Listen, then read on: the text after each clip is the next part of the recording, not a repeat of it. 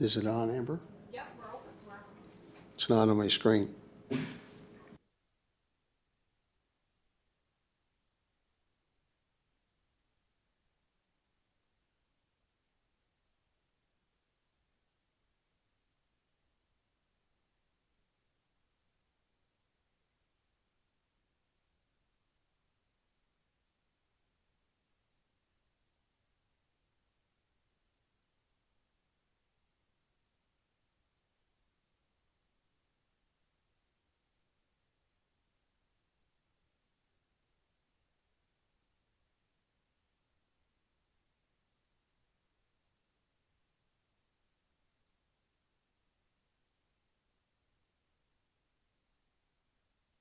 Good afternoon. Call the meeting to order. The Public Works Committee meeting Wednesday, May 21st, 2025. Charlottetown City Council Chambers. Order of business. Item 1, call to order. Item 2, declarations of conflict of interest. None. Item 3, approval of agenda. Moved.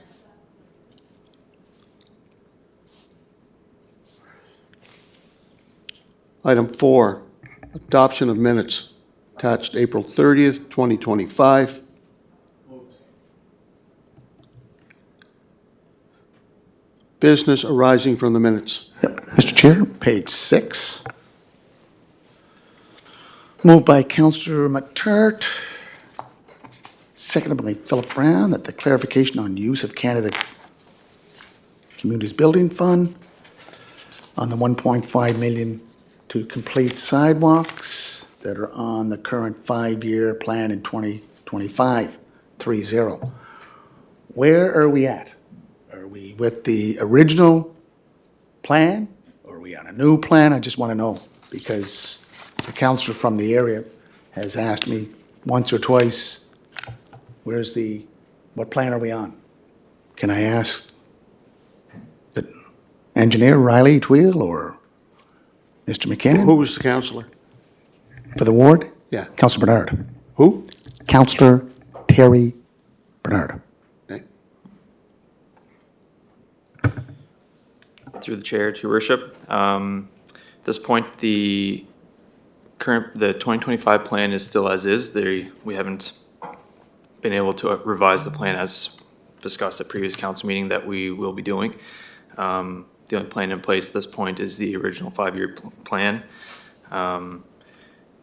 As we've mentioned before, committing to revisit that into the future, revisit the criteria we use to make that plan, and to bring back a hopefully new and improved plan in the future. So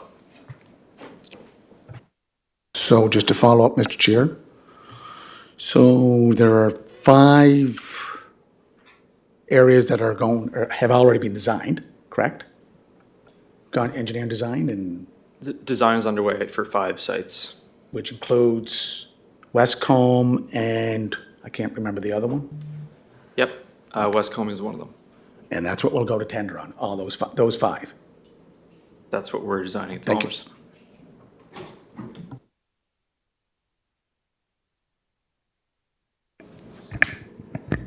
Any other business rising from the previous minutes?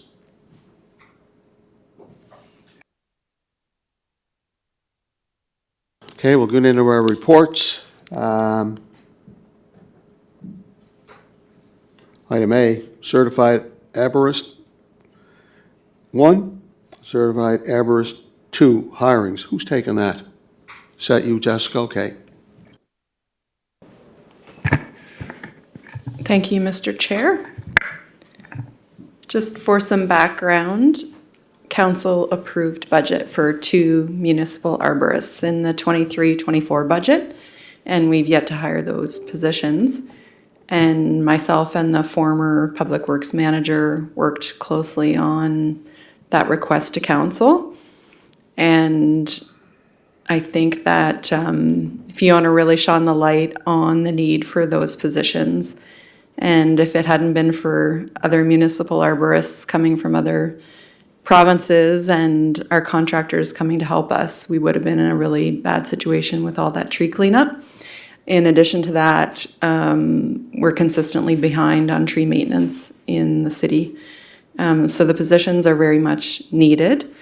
They didn't get hired, and the reason we're here today is because they were put forward as two equivalent positions at $150,000 budget request total for the two positions. But best practiced when you have teams of arborists working together is to have one at a more senior level than the second, with a bit more responsibility like a supervisor would have. This went through the QP job evaluation. The former manager and Emily worked through that. And so we are proposing an arborist 1 who would have a bit more of a leadership role, and then an arborist 2. Based on the 2022 QP agreement, this would be at around 80,000 for the arborist 1 and 62,400 for the arborist 2. And I guess just one note in case you're not familiar with how we do urban forest management at the city, but it is led by multiple departments. So Public Works, Environment and Sustainability, and Parks and Rec all have a bit of responsibility there. Environment and Sustainability really does the monitoring and the planning and the contract management and that side of things. Public Works would lead these positions as they're very much like the operations department with trucks and bays and crews, and these positions would be QB positions, which our department doesn't have. So that's why I'm here speaking to you today with Public Works. We very much work hand in hand on urban forest management, and we'll continue to do that. So our urban forestry team, Simon, Taylor, Morgan, Julia, will still do tree inspections and put together work orders and priorities and that sort of thing, and then that will go to Public Works to work with these crews. So again, the request why we're here today is to move two equivalent positions that you've already approved in the budget to two different rankings, one arborist 1 and one arborist 2. Thank you. Any questions? So, Mr. Chair, I go through the backgrounder, parks, recreation, environment, sustainability. How many arborists do we have on staff overall? Parks, recreation. I want to clarify. I'll simplify it. In all those departments collectively, how many do we have, or that are involved or part of tree maintenance for the city? I don't see it here in the background, or I might have missed it. So through you, Mr. Chair, Yeah. we have 0 functioning tree maintenance climbing arborists on staff. Climbing arborist Yeah, or just so- arborist? Myself and Morgan Laverty are certified arborists. Right. So we can do assessments and evaluations and work planning, but we're not tree climbers, tree pruners. We're so not you're looking using the for- chainsaws. So You're these looking would for be climbing arborist? Yes. Is that what it's referred to? Climbing arborist? Certified arborist is the general term, but you can have different functions as an arborist. You can be just a project manager, you can be a consultant, or you can be an operations-focused arborist. So just again, to clarify, so we're talking about two climbing arborists. So compared to you and Morgan, are the certifications, do they have those certifications that allow them to do tree inspections and so forth? They would have the certification and the work experience. Right. That relates to being able to Right. work at heights and in a bucket truck and with a chainsaw and rigging and tying and cabling. So they're not just climbers, that's what I'm trying to find out. They're Yeah. also certified arborists that they can give an evaluation, whether it's good, bad, or ugly. Okay. Correct, yeah. And this will fall under Public Works? These two positions? These would be funded through the Public Works budget, and they'd be staff supervised, similar to their tree crew now, but I don't want to speak on They their would behalf. be accountable to Public Works, just to clarify. Just want to make sure I understand clearly. Yep, thank you. Okay.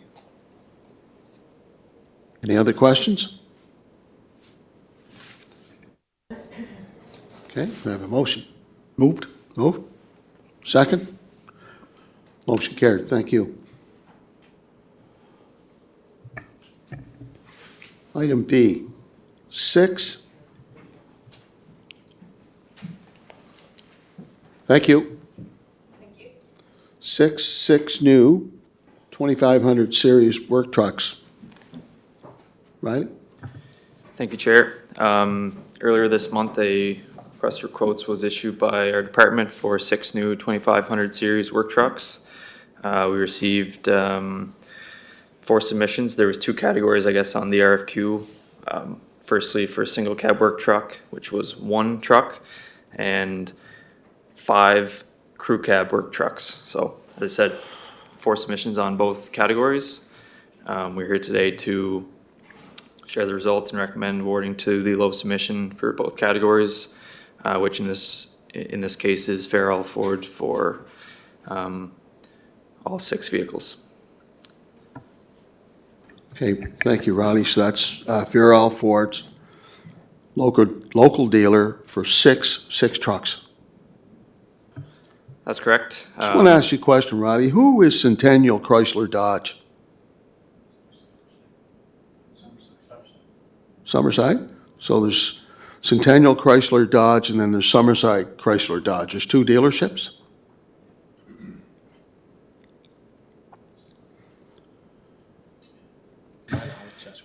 Okay, Yeah, to my knowledge, they're separate dealers, Chair. I'm not 100% sure, I guess, on the background of each particular dealership here, but as far as I'm aware, they're separate firms.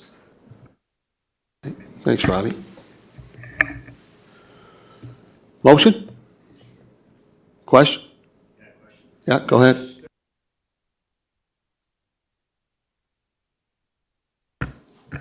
Stand up or in my, okay.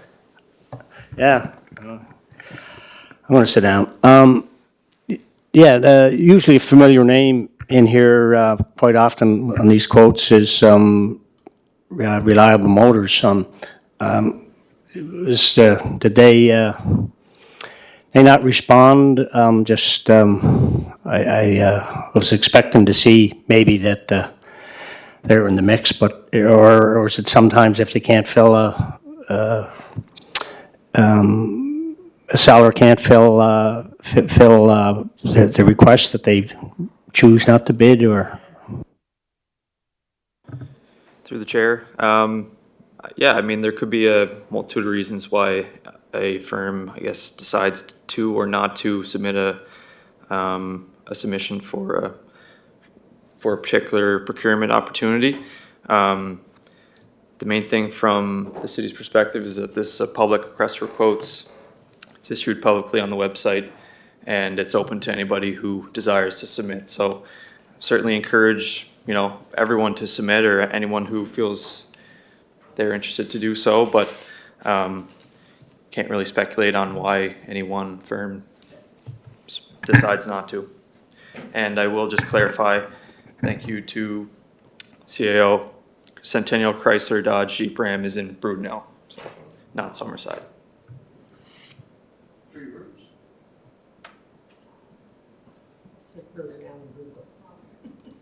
Thank you, Sue. Okay, motion on the floor. Move. Second, all in favor? Motion carried. Motion's on the floor, let's speak to it. Go ahead. So, could I ask, Mr. Chair, we purchased a number of trucks over the last couple of meetings. Are we purchasing more? Could I find out either from Joey or from Riley? Is that all right, sir? Sorry, Your Worship, I kind of missed the first part of the question. The first part of the question is, we purchased a number of vehicles over the last couple of meetings, several meetings. Are we in the queue to purchase more, whether it's water and wastewater, parks, recreation? Because I think Steve McFadgen is our fleet manager, so do we know that? Do we know are we purchasing more? That's what I'd like to know. No, through the chair, to the mayor. Right now, I think, I can't speak that if we're not planning on purchasing more of these vehicles right now. These are for 2 different departments, and they are replacement vehicles. So just a follow-up question. I know we have lease agreements, and I've asked this before. Can we not transfer those leases over to purchasing vehicles, so it's a capital asset? Because I think the lease is also a budget item that can be depreciated.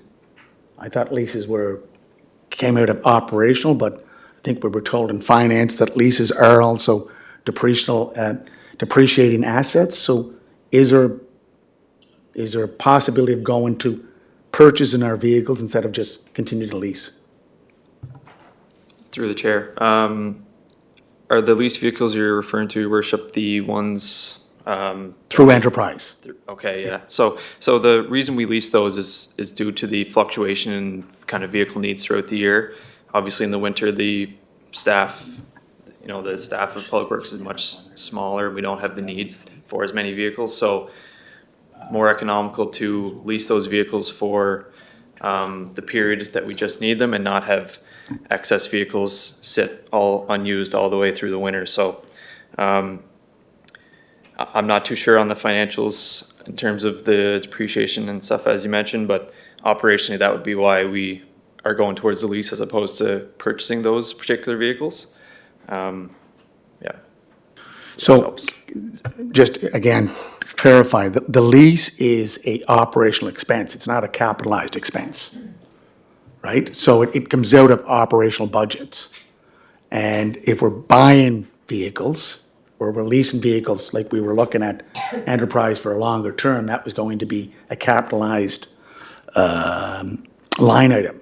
But I believe, and I could be corrected if I'm wrong, leases are operational expenses, not capitalized. So again, if we buy them and as capitalize them, that way, again, going back to, I was told that leases are also depreciative, so it doesn't matter we own them or lease them.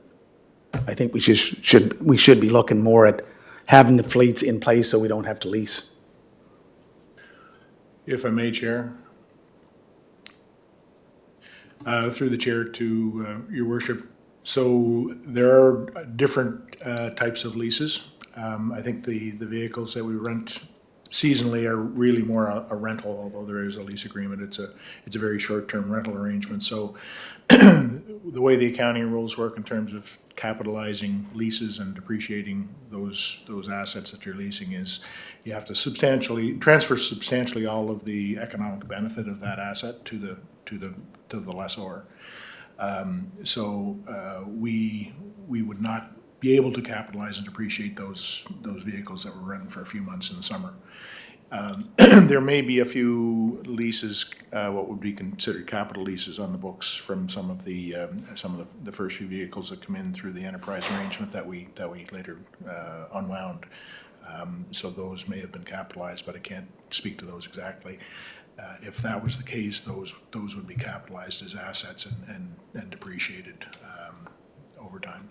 Yeah, Mr. Chair, again, not to belabor this, but going back to a former chair of Public Works, George Traynor, he was always part of the thinking that leases are taking money directly out of your operational budget.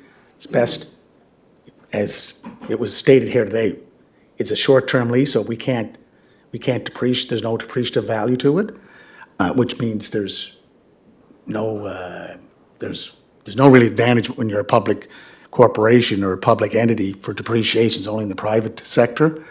However, we have leases that are taken directly from our budgetary operational budget.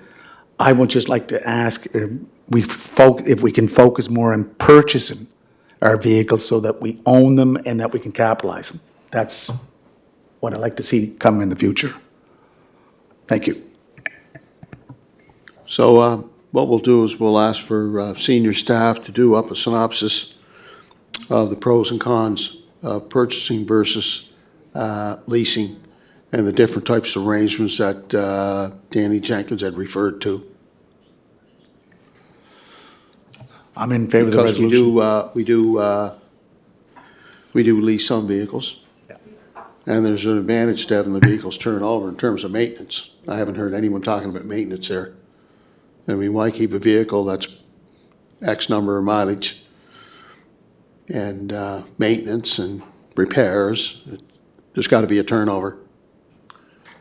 I think it's important that we understand that the vehicles that the vehicles we're talking about today are being purchased because they're needed throughout the year. Yep. But the vehicles that we rent through Enterprise are ones that we only need seasonally.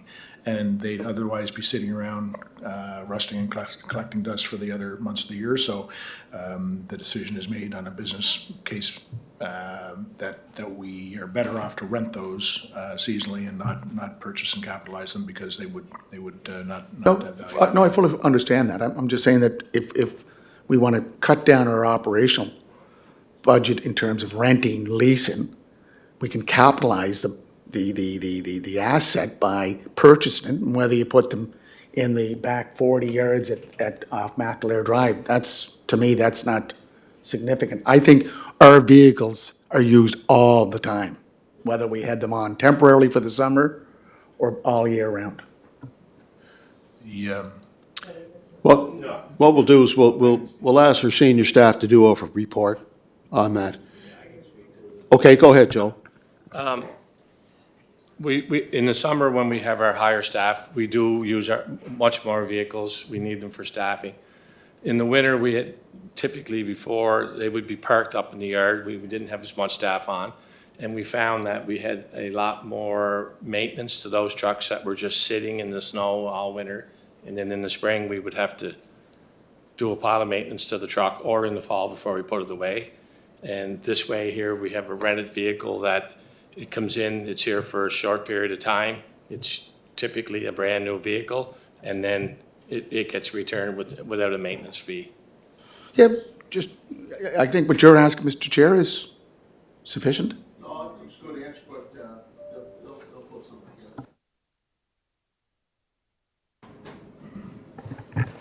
together. Folks, you've got a report in front of you right now to purchase some trucks. It is what it is. It's a resolution looking for you to approve the financing of purchasing trucks, which is in our budget.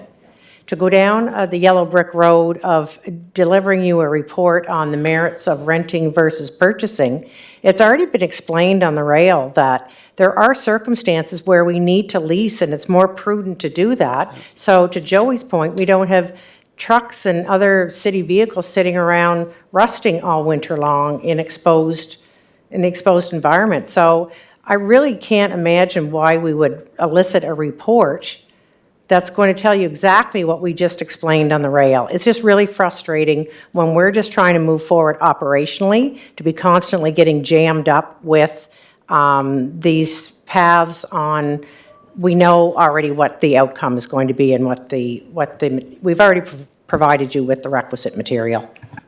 No, Mr. Chair, if we look at this past year's budget, like we started at $11 million deficit and creeped it down, and we had one of our councillors that had to go down to the province and put his hat out to say, look, we need more money. I'm just trying to look at the operational side of the budget. And how many vehicles do we rent in the summer? Is there a way, and as I said, going way back to George Traynor, who was a former chair of Public Works, is that he always believed in the capitalization of assets. So not to carry this on any longer, I want to say, Mr. Chair, support the resolution and want to move on.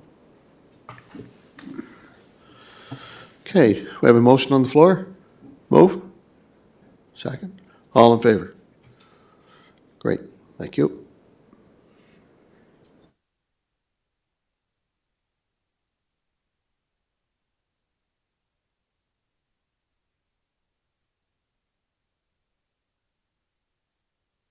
Item C3, municipal sidewalk tractors with the attachments. Place, Ronnie? Thank you, Chair. Another RFQ that was issued through our department and using the CNU procurement system as part of the Federation of Canadian Municipalities contract. This is for 3 sidewalk plow machines. There was one submission on the RFP that was issued. We find that submission is complete and fair and recommend the award to Saunders Equipment for the 3 municipal sidewalk machines. We'll clarify that these are replacement vehicles for the city's aging fleet, so It wouldn't be increasing the amount of sidewalk plows that are available for city staff's use, but it's replacing aging infrastructure, so. Any questions? Moved? Second? I do have one question, Riley. Resolution's on the floor. What? Resolution's on the floor. I want to speak after you. Yeah. I remember back a few years ago, and I think, not sure if it was Scott that was manager at the time, but I asked about the size of the blades, because one of the things that keeps reoccurring, and it's not the operator's fault, is the blades are too big and lawns are getting torn up. The old, small, traditional sidewalk. Fitzroy's an example, and other older parts of the city. I think the standard now is what, 5 feet in width, 5.5 feet? So is there a possibility to have blade adjustments so that when you're in the older part of the city and the sidewalks are smaller, you can just clear what's necessary as opposed to, you know, this coming back with doing lawn repairs? Again, it's not, the operator can only do what he can do with the equipment that he's using. Is there an opportunity there to do blade adjustments?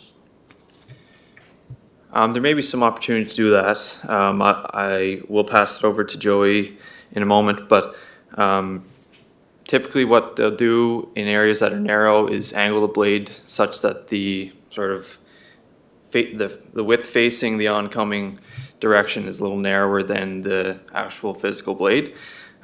Becomes problematic in areas where the sidewalk is sort of wedged between other things such as utility poles, potentially front steps, that type of thing.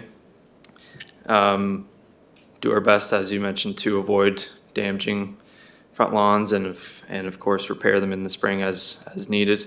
I think we're always looking for ways to reduce the amount of work we have to do in this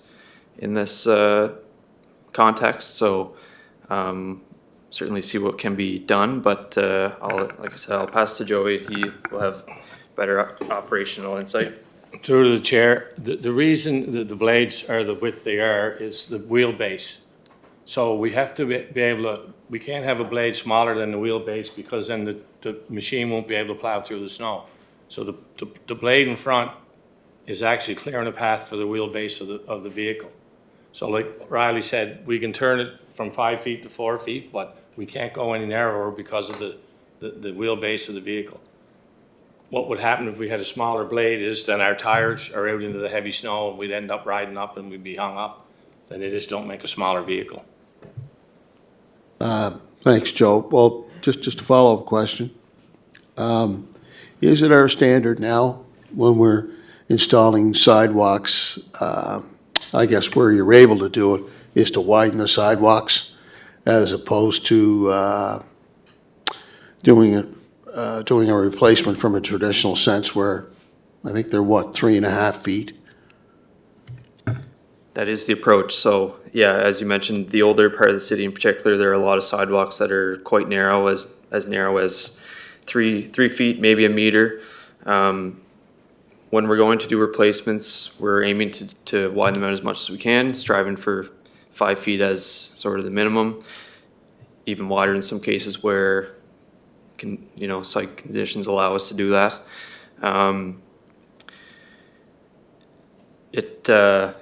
It is really a case-by-case basis on which streets can handle wider sidewalks without, in reality, we face the same obstructions that the plows face when, in terms of width. We can't necessarily move utility poles, can't disturb folks' front steps. So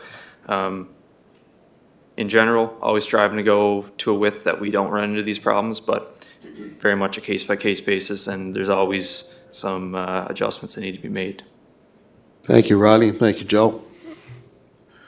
Any So, questions? Mr. Chair, again, here we are using canoe again. Is it canoe preferred for this type of machinery, or is it, what was the rationale for going with canoe instead of just doing it through our own procurement officers or system? I will have to take that question under advisement. I don't know quite the details on Canoe, but happy to follow up. Oh, no, it's part of your background, where they talk about in 1936, a handful of Western Canadian municipalities decided to combine their purchasing power to procure common necessities for their communities at better prices. So, I think Danny's going to answer. Danny? I've asked about Canoe Thank you, before. Chair. Yeah, so Trackless are the brand of the machine that we have in the fleet. Trackless are the snow removal Sold through machines. Sanders, or Saunders. Yeah. Yeah. There really is only one supplier in the Maritimes. They have a regional exclusive arrangement with the manufacturer. So there's really only one solution for us. Canoe fortunately had done a procurement back in 2021, I believe, and that's still a valid contract. So we're able to piggyback on the pricing advantage that they have under that contract. If we were to procure it separately, we would undoubtedly pay more for that product. So we're taking advantage of the relationship with Federation and Canoe Procurement to get better pricing for the product that we need.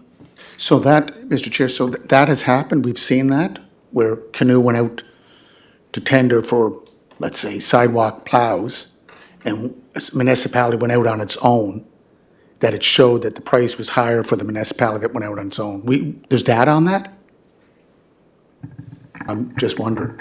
Yeah, the part of the issue is that in order to keep the fleet consistent, so there are parts in our Understand repairs, that. so there's a preference or benefit to sticking with the same piece of equipment. No, I understand that, but has the data shown that if we go with, like, we know that for a fact, that a municipality like Charlottetown and Summerside went out for the same type of machinery, and Canoe was doing it also. Well, we can certainly pick up the phone today and call Sanders Equipment and get a price for the same piece of equipment and bring it back to committee for your review, but I suspect you'll find that we there's would no other- granted the discounts. That No other manufacturer of this equipment in the country.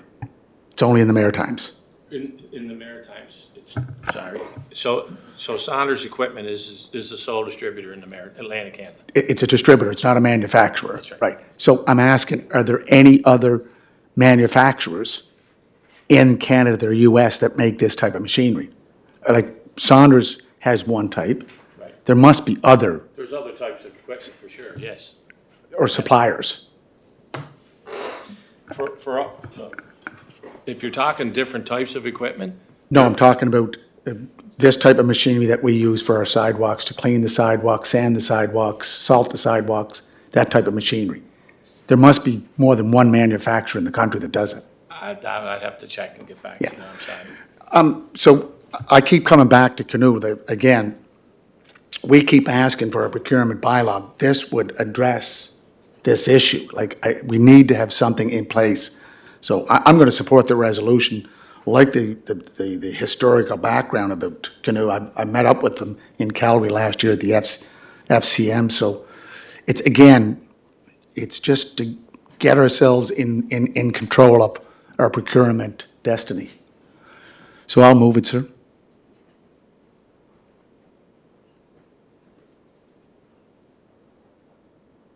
Okay, all in favor?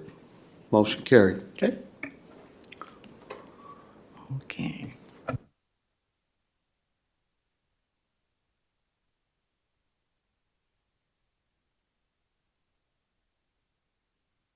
Item D, street resurfacing package A, year 2025. Joe or Riley, Joe, Riley? Riley? Thank you, Chair. In April, Public Works issued a tender for the first package of 2025 street resurfacing, named Package A. This tender closed May 6th. We received 3 submissions on the work. We are recommending to award the contract to the low submission, which was Island Construction. The list of street segments that's included in Package A is included in your report for consideration and for information. And further to that, happy to answer any questions, but we are, as I say, recommending to Island Construction and look forward to another successful paving paving tender this summer. I'll move it. Can I speak? Motion carried. Can I speak to the resolution? Yeah, no, go right ahead. So, Mr. Chair, we've done these forever a day, but when we do street resurfacing packages A, B, C, whatever, the only matrix used here, is it the price? Like, I know that when we did a snow clearing contract, maybe last year or the year before, we just didn't go out to the low price. We went out to a matrix. We looked at the equipment. We looked at the service to the city, or service, their historical service. Do we have that part of this tender? Mr. Chair, can I ask that to Riley or Mr. McKinnon? Thank you. In the tender, there are specifications for what types of equipment are accepted and are required to carry out the work. By submitting a complete tender, it's assumed that the contractors are able to meet those requirements. Again, we would look at the tender package to ensure all the things there are submitted as needed, and that it's a complete bid. And typically, further to that, the lowest price would be what we would be awarding based on. Oh, okay, so it is the lowest price. It's not the equipment, it's not the history of a contractor working with the city, because that's what came out, I think, during that snow clearing tender, that there was a history of one of the companies being able to do the work. And then I know another company that did provide a bid. I think, Mr. Chair, if you remember, maybe you don't remember, I think their bid was $500,000 less, but we gave it to the company that had the most experience, the equipment and so forth. So is it price and you assume, or is it you look at their equipment, you look at their history of service to the city? Just trying to get a clarification. We'll do due diligence on things as needed, but typically we have an understanding of who's submitting on these projects. It is based on lowest price. And as I mentioned, a submission of complete bid. So we'll look at the submission documents, ensure they're in line, and further to that, we recommend based on lowest price. Thank you. Just again, Mr. Chair, if I look at the three bidders, Island Construction Limited, the Mathesons, Chapman Brothers, Chapmans, Birch Hill, I never knew they were into the paving. I know they were into construction. They did the box culvert out at Beach Grove, which was behind schedule. They did the Eastern Gateway Big Dig project, and they were not the lowest bid. An Island company was the lowest bid, but we gave it to Birch Hill because they could meet the date, which they didn't meet the date on Phase 1 and Phase 2. So that's why I'm saying, like, if we had it for the snow clearing tender, and Councillor Twill, you remembered, I think the snow, and Councillor Mackler, I think you were here also, the snow clearing contract, we went through this whole matrix. And it was actually, I think there was Joey, maybe I was wrong, there was a team of 3 of you or 4 of you that did the evaluation. So do you do an evaluation? Do you guys sit around and evaluate what can Island Construction do, or Island Construction Limited, Chapman Brothers, and Birch Hill? Is that a roundtable discussion? There's no roundtable discussion, Your Worship. We look at the things I've already mentioned. The submission package, whether it's complete or not, and the lowest price. There's nothing to indicate in the submission that there's concern with completion dates and all that type of thing. The items we look at for review, I've stated, and that's the evaluation criteria for this tender. Thank you. So this is my last point, Mr. Chair. So do we have penalties? Like, I know with the Eastern Gateway Big Dig project, we didn't have penalties for not meeting the deadlines. We had liquidated damages, which I don't know if was ever exercised or not. But I know businesses that are on Grafton Street East did lose business because the project went way beyond its deadline. Excuse me. I just want to stay on the topic. Yep, so I'm Let's just just, stay on the topic. yeah, You going know, back we're to this. dealing- We're dealing with, Birch Hill we're. and Chapman. No, we're not, no, we're not and dealing Allen with Construction. Birch. Well, we're dealing with, the tender. recommendation from the staff. Yeah. I think the staff's recommending Island Construction. Yep. On this, so let's stay within the confines of. So could I just ask, Mr. Chair, through to you, to Riley, is there deadlines for this to be completed? Good question. Thank you. Yes, there are three sort of interim target dates within the construction season. July 1st is the first one, September 1st is the second one, and then the end of the paving season would be the third. There are designated streets to be completed within each of those timeframes. We try to ensure that the downtown area is completed as early in the season as possible. That's long been the practice of the department.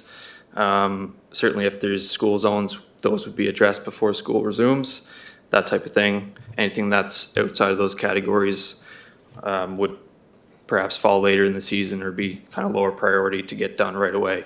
So there are the three completion dates that we have listed clearly in the tender that we stipulate. Thanks. So just, the last one was July 1st, September 1st, and December 1st? When the act- The end of the construction season, wherever that may be. In the tender, it's listed as October 31st. But there's lots of factors that come up that see that extended into the first or second week of November quite often. Okay. Okay. Motion's on the floor. Okay, thank you.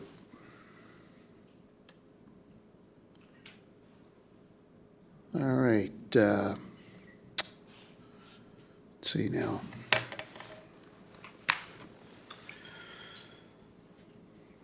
Item E is street surfacing package B, 2025. Riley? Thank you, Chair. Number two, paving tender for this year. This one closed May 8th. Again, 3 submissions. The low submission this time around was Birch Hill Construction Limited. Staff are recommending that this tender be awarded to them as the submission was deemed complete and fair and was the low submission. The streets to be cleaned under this package are again listed in the report for information, and happy to answer any questions you may have. Motion?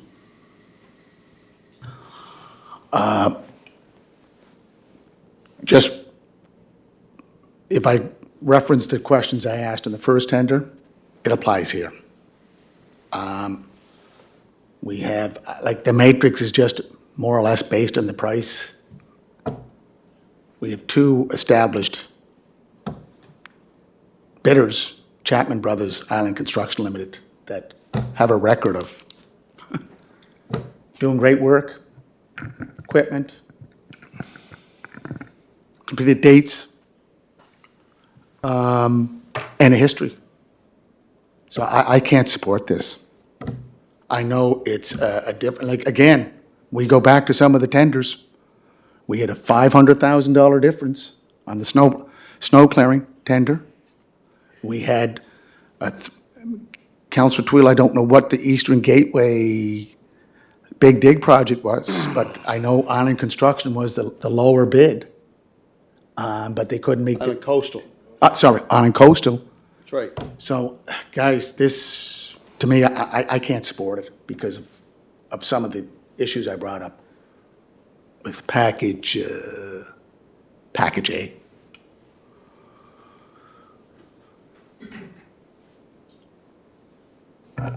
If I may, Chair, through to your worship, because of the value of this contract, this is not, this would not be a contract that we could give local preference to a local supplier because of the thresholds under the Canadian Free Trade Agreement. We would be in violation of that agreement, which we're subject to. So once you get over $340,000 for a municipal entity for a construction project, you have to go to tender, and you can't provide a local incentive beyond those values. So just for your information. Yeah, I don't think mine's about local incentive. Mine's is about the matrix that I talked about, package A, equipment, history, and their performance, job performance. And again, council, or this standing committee, doesn't have to accept the lowest bid. That is in our procurement policy.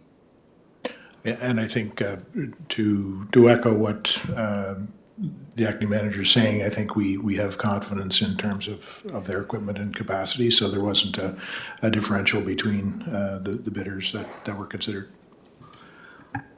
If we look at, again, 2 contracts that were completed by this company, the box culvert on Beech Grove Road, the Eastern Gateway Big Dig project, completion dates were not met. So we can argue back and forth about local preference. Local preferences, to me, is Birch Hill is now M&M Resources out in Lake Verde or Albany or Mount Albion. So this is not about local preference, it's about performance. And that's why I'm not supporting it.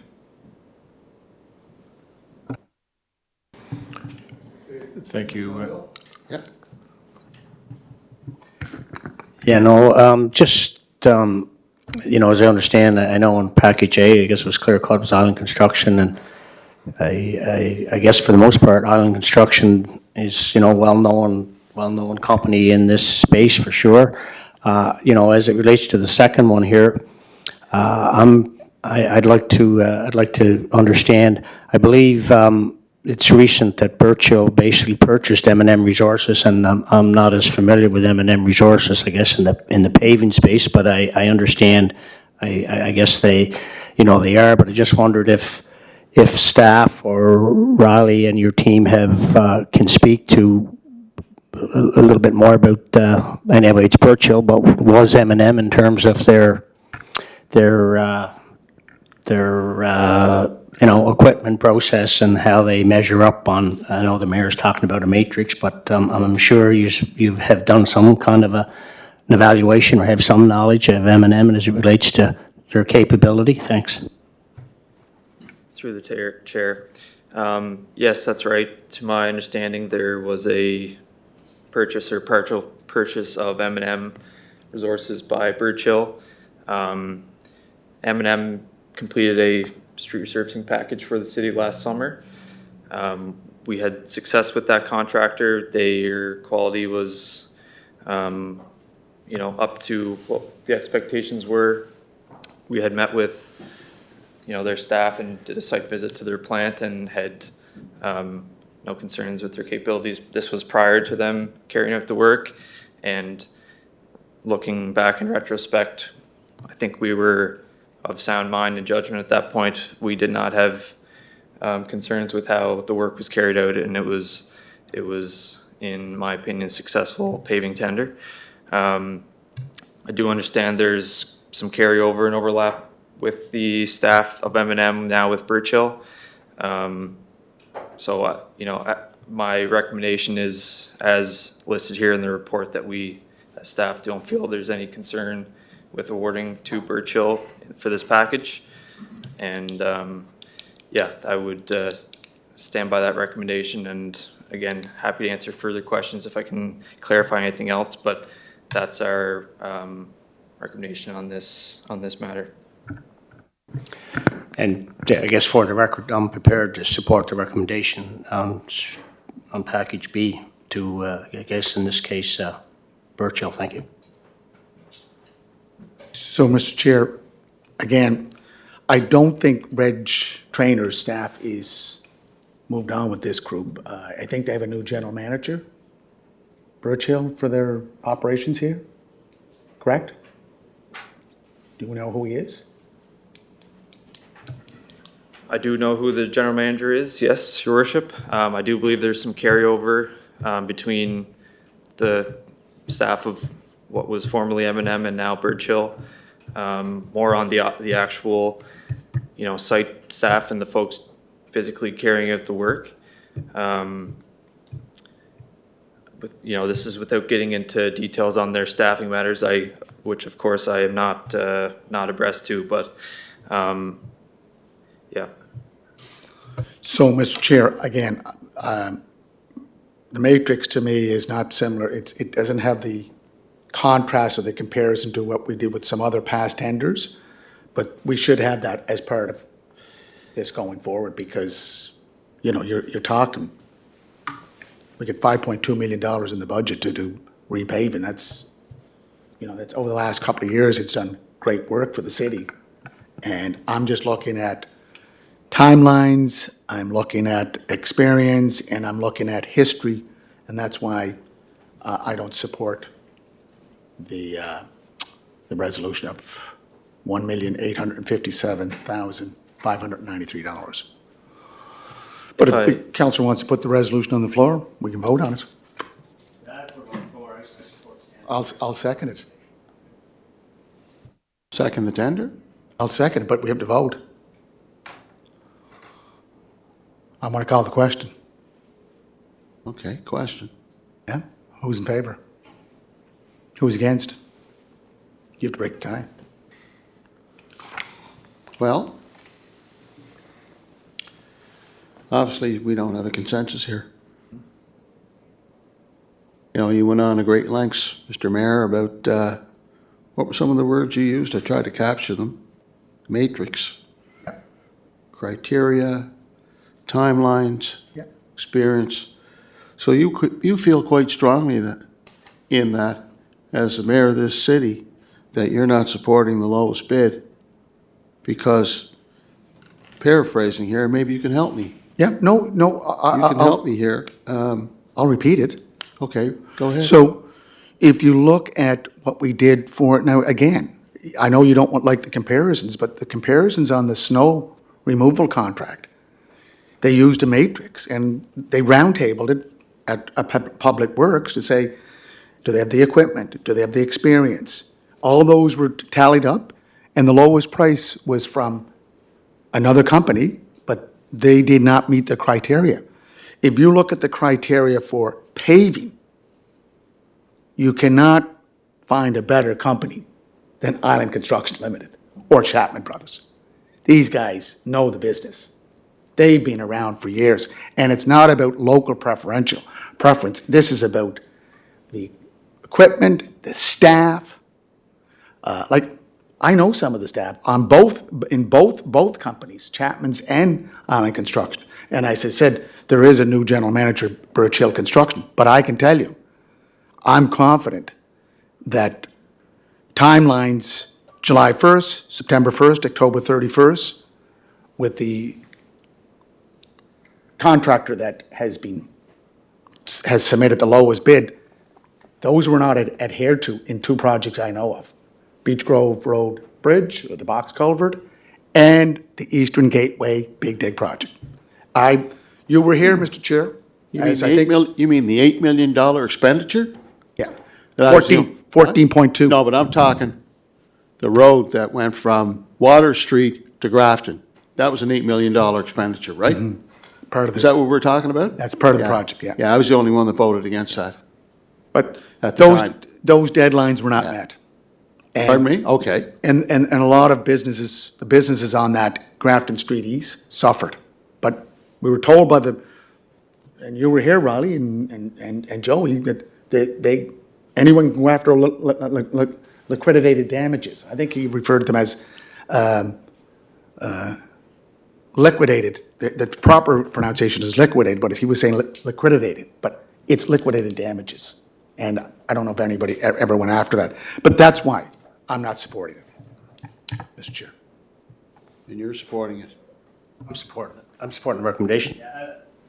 So I have a comment to make, just on it, like, to me, and again, I don't know, I don't know this, not a lot of expertise in road construction, and not real intimate with all the companies, certainly recognize the names, but I think we're fortunate. I'm supporting the resolution, so I guess I have confidence in M&M Resources in this case, But, I think we're fortunate that we got three competing companies who've all done work for the city. I think it's a healthy example of the competitive process. And, these companies are going to know that, every year we're in this business and, we spend millions of dollars. And I just think we got three bidders here. They will be, I'm sure, back at the table, and that's how it goes. Just a question for you, Councillor McAleer. Do you agree or disagree with the mayor?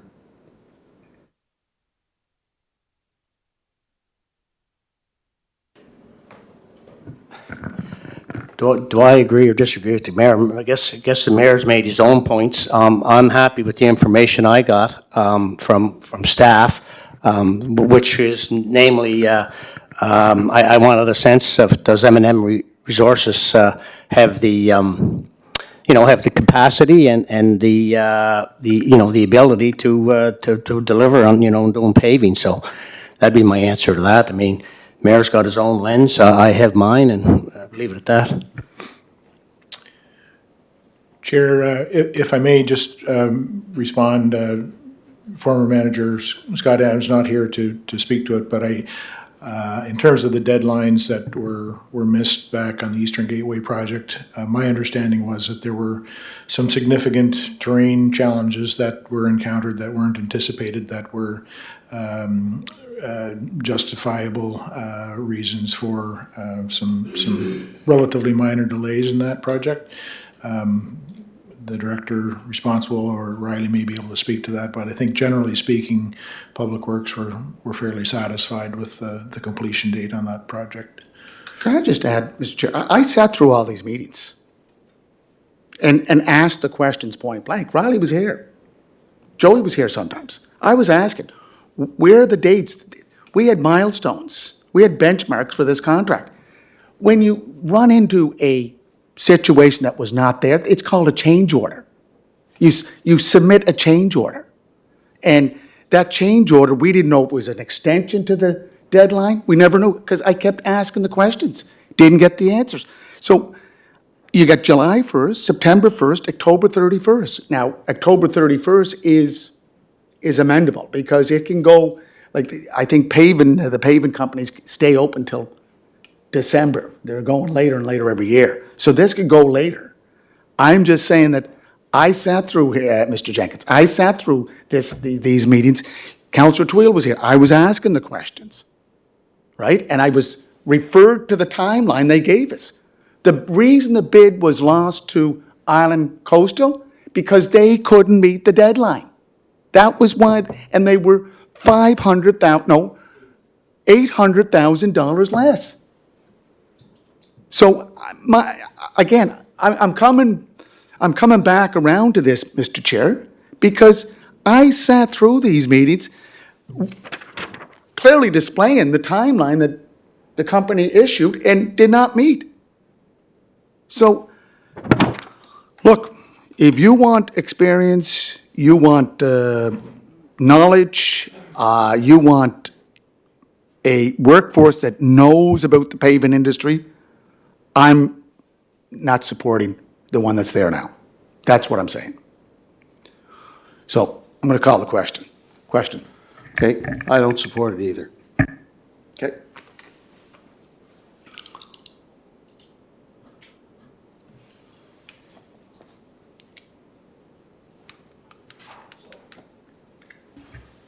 Put on the floor a new motion? Yep.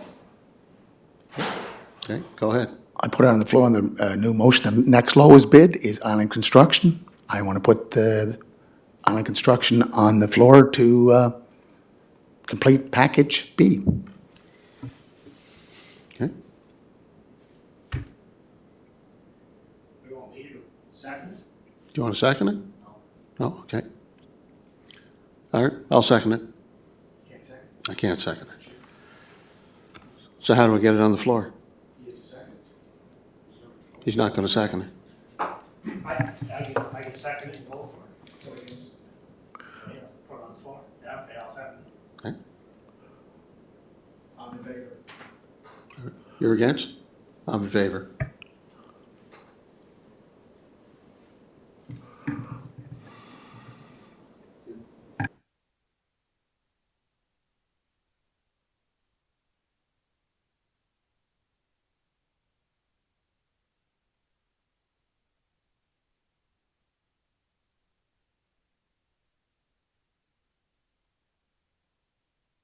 Next item, budget transfer request. St. Peter's Road, Belvedere Avenue, roundabout invoice. Who's got that one? Riley? That'll be me. Thank you, Chair. This one goes back a few years. As everyone I'm sure is aware, back in 2022, the city, joint project between Public Works and the Water and Sewer Utility, carried out the St. Peter's Road, Belvedere Avenue roundabout project. As part of that project, there were a lot of utility pole relocations required to essentially make way for the new alignment of the roundabout and the road. So there are, of course, costs associated with that work. Typically, or at least in this particular instance, it was going to be lumped into the general contractor's total fee for the project, that the fees would be billed to the contractor and then passed along to the city just through the typical progress invoices that we would receive for any construction project. I'm not exactly sure on what the decision-making process was, but somewhere along the way, it was indicated to the contractor that Maritime Electric could bill the city directly for those services as opposed to billing the contractor and then subsequently them billing us. Perhaps it was for a cost-saving measure. All that to say, back in July 2024, we received an invoice for those services. The budget account had since been closed out and that invoice had gone unpaid until now. We had been recently reminded by Maritime Electric that we have an invoice outstanding for this work, and we're just trying to do some housekeeping to transfer funds into that project account to get that invoice paid and have the project closed out once and for all. So we're proposing to transfer it out of the capital budget account for engineering, which is an account we use to carry out lots of different projects, and the design work sort of to prepare those projects, and transfer that money into the St. Peter's Road roundabout budget account to, as I mentioned, just sort of put a bow on that project and to get our outstanding invoice resolved. So just looking for the committee's I guess approval to do so, and then we will this will go to Finance Committee for their review following this. Thank you. Any questions? Happy to answer. So Riley, the transfers out of, I think you said about out of engineering? That's right. There's a capital budget account called engineering that is under the Public Works Department's street rehabilitation and intersection upgrade budget heading in the capital budget. And as I said, that engineering account is used to pay for design services, inspection services, and those types of things relating to capital projects such as the St. Peter's Road roundabout.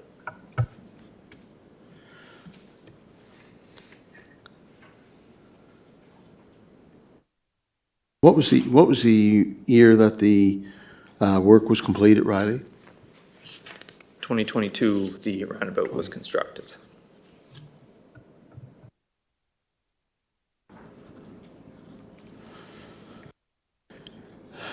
Any questions? So, Mr. Chair, I'm looking at the capital budget, Public Works, page 119.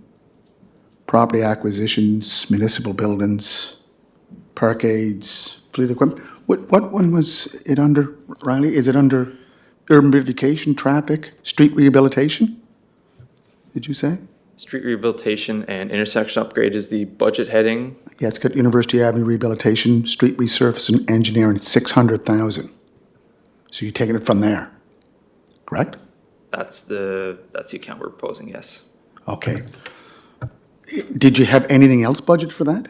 Because if you submitted 600,000, you must have had something else in that to put that number there. Yep, as I mentioned, it's planning and engineering for future projects, so, as we procure professional engineering services to prepare tender documents, that's typically the account we are using to pay for those. We think that we have sufficient slack in that budget account to be able to carry out the design work we need to for next year's projects without issue and still make this budget transfer, so there may be some reprioritization that we have to do on which projects come first, and as we get further along in the fiscal year, we'll see how that budget account is holding up, and it may not be out of the question that we come back at a future time and ask for a budget transfer to allow us to continue design services, design work out of that account Right. this year, but at this point, we don't see any issues on the horizon. Yeah, so Mr. Chair, because under property acquisitions, you got $1.2 million. I think we have it also in water and wastewater. We have property acquisitions, I think $1 million. So just to clarify, this is a bill from MECL. And it's for the realignment of hydro poles. Yep, that's correct. And that, I thought that would have been part of the tender package from the successful bidder and the contractor that did the work. I know you explained it, but could you just repeat it, please? No problem. That's correct. It would have been, at the outset of the project, it would have been included in the tender amount that the contractor submitted. And, as part of that, the utility would have billed, utility being Maritime Electric would have billed the contractor. The contractor would have then billed the city for that amount. So as I mentioned, I assume it was as a cost-saving measure at the time. It was indicated to the utility that they could bill the city directly for that work, and then the contractor wouldn't have to bill us for that amount, on the reverse, so. Would that not be part of the tender? The tender package would outline, because when you do a realignment of an intersection, you have to move poles. So that would be part of the tender. I'm just trying to clarify, did ICL, Island Coastal ICS, did they just say, look, back that out? And somebody agreed to it? So it would have been part of the tender, but the contractor themselves would not be the ones to move the poles. They would have contacted Maritime Electric to coordinate them coming in and moving the poles on behalf of the contractor. We've simply just, in this case, asked the Maritime Electric to move the poles and bill the city directly. So just taking out the middleman, essentially, there's no cost increase as part of this, and as I said, there may have been a slight cost savings for the city, but really if it were billed the way it was intended to at the beginning of the project, we would have simply just paid more to the contractor and they would have paid it to Maritime Electric. So Okay, and Mr. Chair, I'm just trying to clarify, I don't think Riley was chief engineer at the time when this tender took place, because this is what, now 2 years old, maybe more? 3. So again, when the tender package was submitted to the city for this project, that would included relocation of poles and so forth. And that would include also underground fiber network, if it's out there, I don't know, or it could include stormwater, water and wastewater. So did we subtract, will we, I'm sure ICS probably already paid off, but would that be subtracted from our tender with ICS? yes, it would have been sort of that line item in the tender would have been either omitted or just billed at 0%. It would have been not paid out since we're covering that cost directly to the utility. Okay, I'll move it. Yeah, if I just had a comment, just in the report, it just said the city received the invoice from Maritime Electric in July 24. However, it's not been paid to date. You know, it's the 335. Would that kind of time, would that be typical to be that late in paying an invoice? I'm sensing maybe it is, or is that typical with these sort of projects, have that kind of delay in paying invoices? A little later than we would like to pay it out for sure. Would have been nice to get this paid earlier. One of the unfortunate things that's seemed to kind of slip through the cracks a little bit. It had been aware of it back in July, and one reason or another it wasn't paid at the time, and then made its way to the bottom of the pile kind of thing. And thanks to Maritime Electric for their polite reminder that we have this bill outstanding to bring it to the surface again. So, yeah, certainly would look to pay them soon. Is there, so it's outstanding, would there be interest on something like that? There could be this particular invoice that we are budgeting or transferring the budget for does not have interest included on it, but I'm not sure.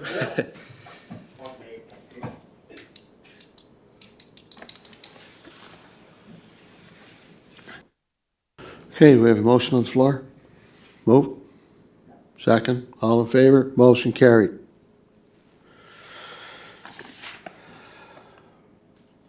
Okay, introduction of new business.